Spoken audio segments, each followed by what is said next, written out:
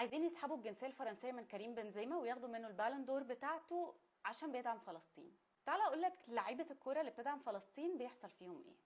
بعد ما كريم بنزيما كتب على اكس كل الدعوات من اجل اهل غزه الذين وقعوا ضحايا مره اخرى لهذا القصف الظالم الذي لم يستثن النساء او الاطفال، الدنيا قامت ما قعدتش في فرنسا.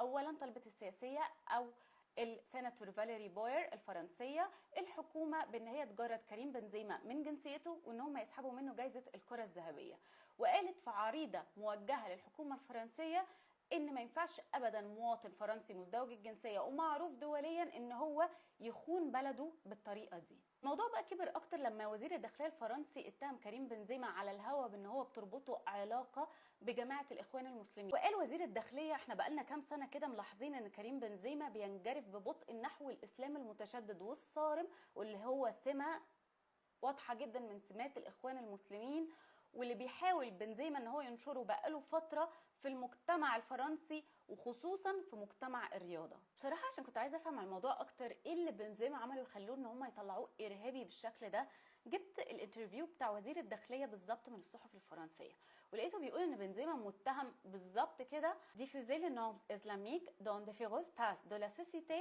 notamment dans le sport. يعني ايه؟ يعني بنزيما بينشر تعليم الدين الاسلامي في المجتمع وخصوصا المجتمع الرياضي. انا قلت هو بنزيما كان بيوقف لعيبه المنتخب بيضربهم عشان يصلوا ولا ايه؟ ما فهمتش، بس فهمت بعد كده بقى. طلعت بقى الاتهامات لكريم بنزيما اللي مخلياه ارهابي. اولا ان هو رفض قبل كده يغني النشيد الوطني الفرنسي، مش عارفه عشان كده ارهابي. تاني حاجه ان هو بيبوست على السوشيال ميديا بتاعته حاجات ليها علاقه بالعبادات الاسلاميه زي مثلا الصلاه والصيام في رمضان والحج لمكه، ده يخليه ارهابي؟ لاعب بايرن ميونخ المغربي بقى نصير مزراوي بعد ما نزل على انستجرام بوست بيدعم فيه فلسطين وحط علم فلسطين، الدنيا قامت ما قعدتش في المانيا. اولا نائب الماني طالب بايرن ميونخ بانه يطرد اللاعب تماما من الفريق وكمان من المانيا كلها، وقال يعني ايه النادي اللي كان رئيسه يهودي، وطبعا بيتكلم على اللاعب السابق ده اللي كان اسمه كورت لاندور ولا لانداور، قال ازاي يبقى فيه لاعب بيدعم فلسطين.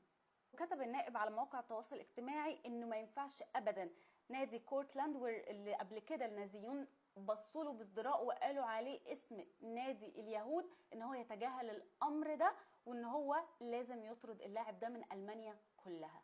اما بقى الصحف في المانيا فطبعا ما سكتتش، يعني مثلا جريده بلد الالمانيه وصفت اللاعب نصير بان هو داعم للارهاب، والحقيقه ان اللاعب بعد كده وضح وقال انه هو متضايق ومحبط جدا ان هو محتاج يوضح هو ليه بيدعم فلسطين، وقال ان هو ضد اي نوع من انواع الارهاب والعنف وان كل يوم بيتم قتل الكثير من الابرياء وان هو نفسه ان الموضوع ده يقف تماما. لكن بقى لما حارس المرمى الاسرائيلي اللي في نفس الفريق دعم اسرائيل على انستجرام محدش فتح بقه ولا حد اتكلم ولا خد ضده اي اجراء ولا حتى تم وقفه زي ما حصل مع نصير. جريدة ماركا الإسبانية قالت إن حصل موقف مشابه مع لاعب نيس الجزائري يوسف عطال، واللي كان نشر رسالة بيدين فيها اليهود والعنف اللي بيصدر منهم، وبعدها حذف الرسالة دي واعتذر وأدان فيها أي شكل من أشكال العنف. حقيقة أن الرد فعل السياسي جه سريع جدا، وأولهم من عمدة المدينة اللي طالب اللاعب بأن هو يعتذر وأن هو كمان يدين الإرهابيين في حماس، وقال لو ما عملش كده مش هيكون له مكان في النادي. وفي ألمانيا برضو نادي ماينز الألماني وقف اللاعب أنور الغازي اللي كتب على انستجرام ان هو بيدعم فلسطين ضد إسرائيل اللي بترتكب إبادة جماعية ودمار شامل، واضطر ان هو يحذف البوست ده بعد كده وتوقف من النادي. الحقيقه انه الفيديو ده مش هيطلع كتير علشان اي حاجه ليها علاقه بفلسطين مش بتطلع، فحاولوا تبعتوه لاصحابكم وتعملوا شير عشان نقدر نوصل اي حد بيتكلم وبيدافع عن القضيه الفلسطينيه بيحصل فيه ايه.